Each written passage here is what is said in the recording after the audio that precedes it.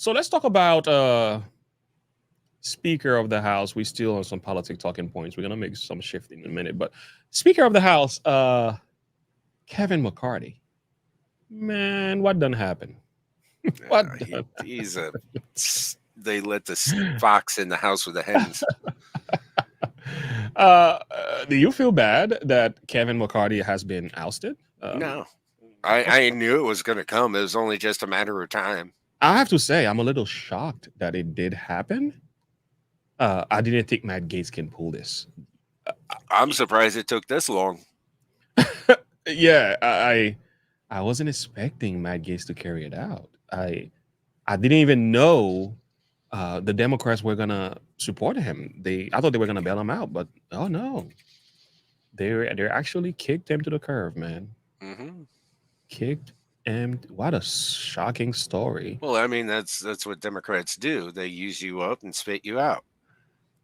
I mean, they never liked him. McCarthy was always a snake, so they never liked him himself because he didn't really he's supposedly a freaking rhino. Yes, he is. So I love how my friend Dr. Steve Sturley speaks about this, because I think from my perspective, this is a good thing, because it's like getting rid of some stuff in order to make room for something better. Hopefully something better will replace Mr. McCarthy. But I think the Republican Party is such a bad condition. They are very weak.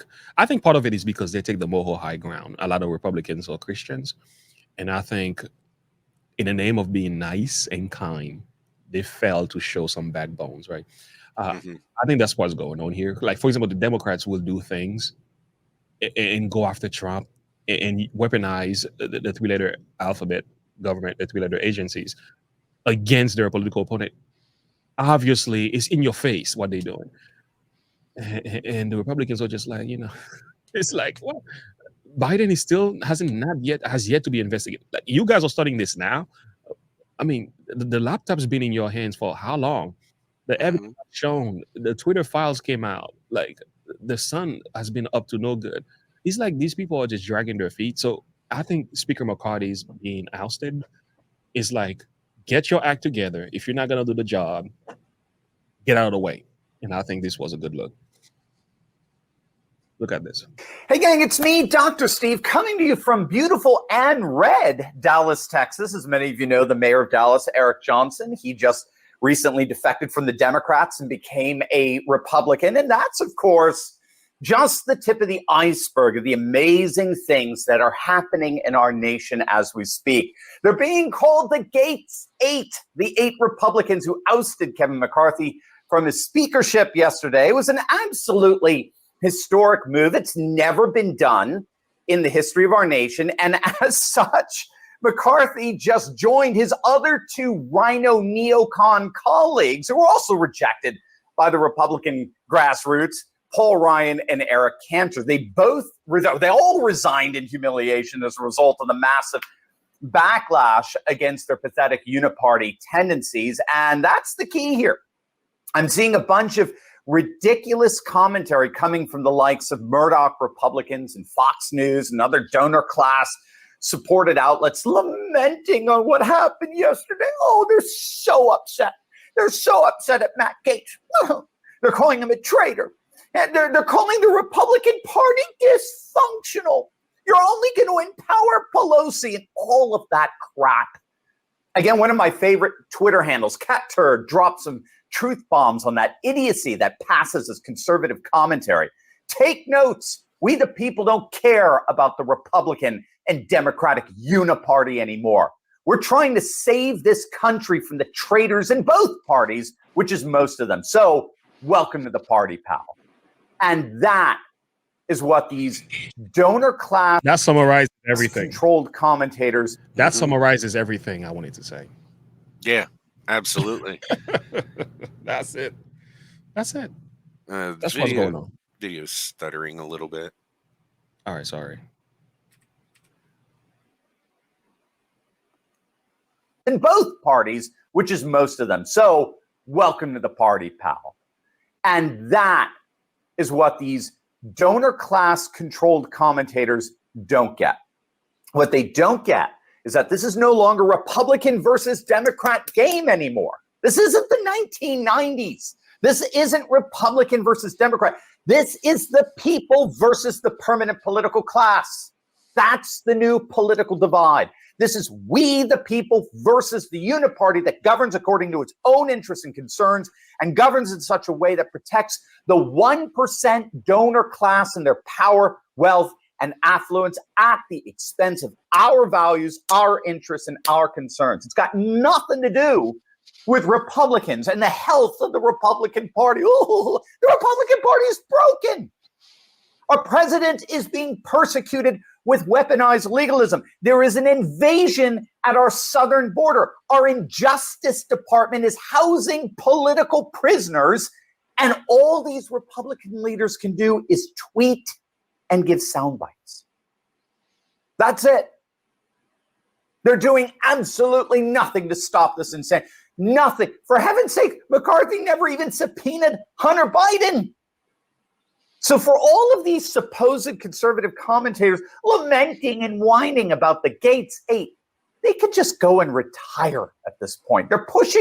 They are pushing actively a bunch of kabuki theater lies. It's all virtual politics. The two parties are just there to make us think that we have a say in what happens in Washington, D.C. All the while, we obviously don't. How much more money went to Ukraine in the last month?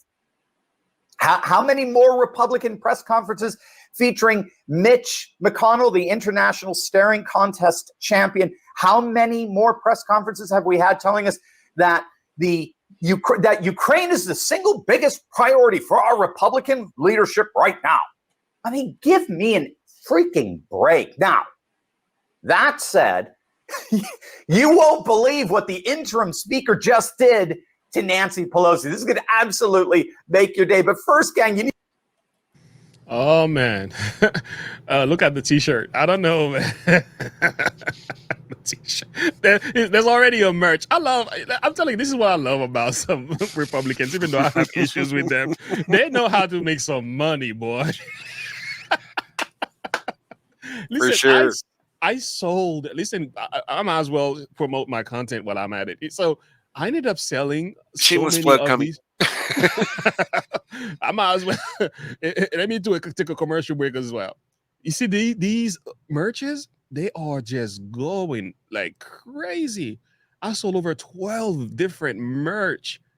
Listen, I have sold more merch in the past few days than I've ever done in 2 years of this thing.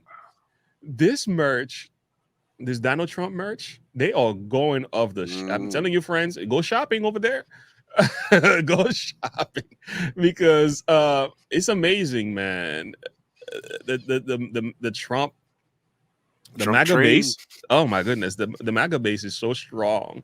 They love themselves some Trump, so they are buying this stuff. Actually, I got a couple coming myself, so you're gonna start seeing me wearing these. And I got my MAGA hat coming too, so don't worry about that. When I get some Trump videos done, I'm gonna put some Trump merch on. So, oh Lord, I love it. I love it. So go to my store. I just give you a link, and also the link is in the description of this video because it's just amazing to listen to. So let's let him do his commercial thing here and let's finish the video. You need to click on that link below and get yourself our brand new Trump for Speaker gear to show your support for the populist forces that are amassing across the country. These shirts are going to send an unmistakable message for all to see that we, the people, are taking back control of our nation, because that's ultimately what this ousting of McCarthy is all about. Trump for Speaker shirts, gang. There are only a limited supply, so don't wait. Grab one for yourself. Grab one for the fellow patriots in your life, because they're not going to last long. Click on that link below right now. And by the way, this is like, breaking news. It is official. Representative Troy Nehls has just nominated Trump for Speaker of the House. Steve Bannon has joined on the Trump train for Speaker as well. Same with Alex Jones. More and more are calling on our feckless GOP leadership. Okay, so this would give a whole new dimension to things. Pretty funny. Go ahead. Because get this, right? Say it again. this would give a whole new dimension to things Mhm. because Trump gets Speaker of the House,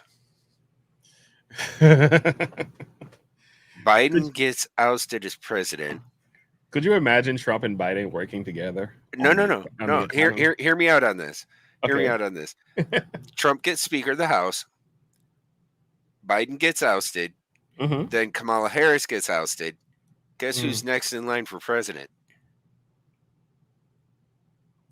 Oh, Korean Speaker champagne? of the House. Oh, yeah. Trump becomes Speaker. Trump becomes president again. Yeah, there's no way anybody gonna vote for. It doesn't go to a vote. It's just automatic. Slide right in that spot. Yep. That is. That's a scary thought for some people. They can't handle this.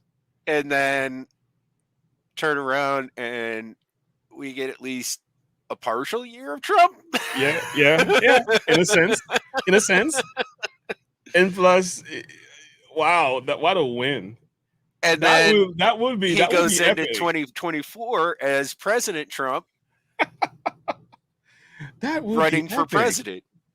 That would be epic. It's like he wins twice in a sense. Yeah. Double presidency. Oh, that would be epic. Never in history has this happened before, has it? Never. Not that I can think of, but it would be almost. It's feasible. I mean, it's possible. Yeah. Oh my. Yeah. It's like my thought of Trump working with Biden.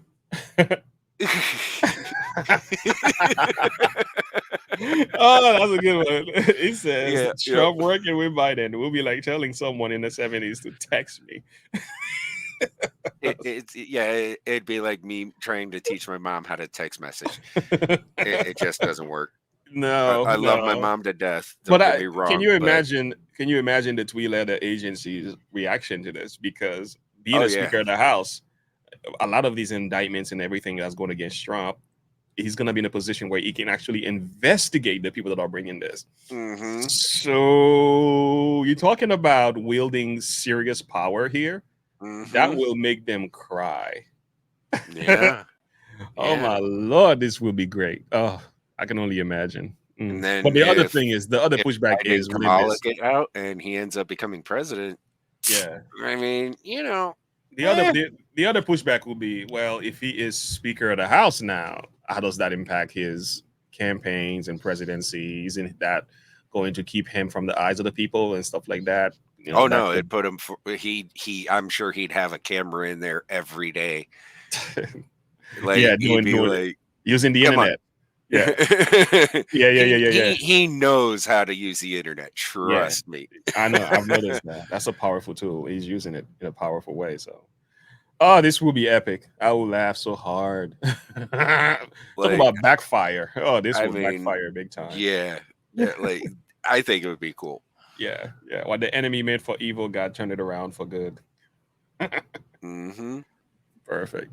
By the way, gang, this is breaking news. It is official. Representative Troy Nehls has just nominated Trump for Speaker of the House. Steve Bannon has joined on the Trump train for Speaker as well. Same with Alex Jones. More and more are calling on our feckless GOP leadership to vote in Trump as Speaker and give him subpoena powers. I mean, that will be beyond epic. But in the meantime, this is the feel-good story of the day. You ready for this? Interim Speaker Patrick McHenry has just evicted Nancy Pelosi.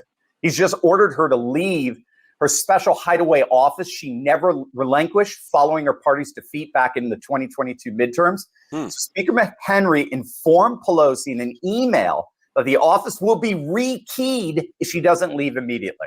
Now, again, politics makes for strange bedfellows. McHenry is actually a close ally of McCarthy, and this is almost certainly retaliation. I mean, according to McCarthy, Pelosi had promised not to support Gates if a motion to vacate was filed.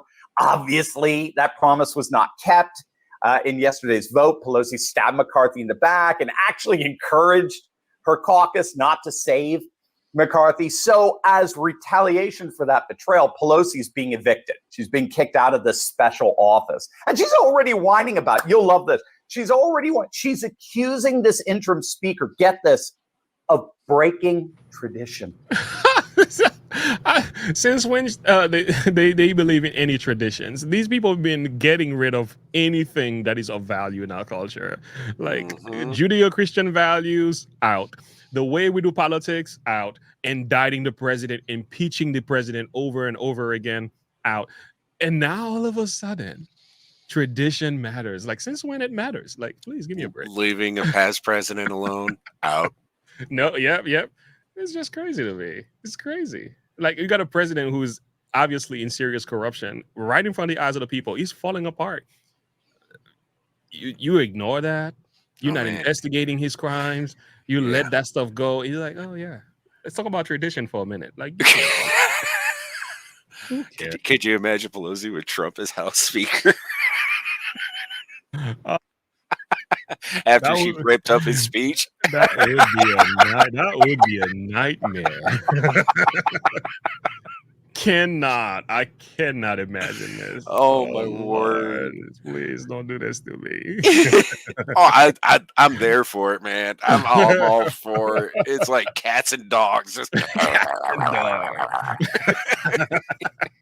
That would be great. That would be great. Oh man, she is something else. So she's got kicked out. He must have been really upset. You didn't keep your promise. Oh man, I'll tell you. These people are so sick. These woke leftists never stop projecting on others their own sins. I mean, it's beyond pathological at this point. So anyway, ironically, Pelosi too, in a sense, is getting ousted. We're getting 2 for 1 here. So obviously, we'll be keeping a very close eye on how things develop throughout this very, very exciting and historic week. God bless. He's good. I like this guy. Oh, man. Oh, this was amazing.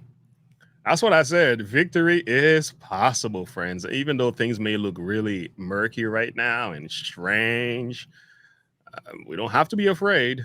There is victory at the end of the tunnel. We can just keep on marching. Keep on marching.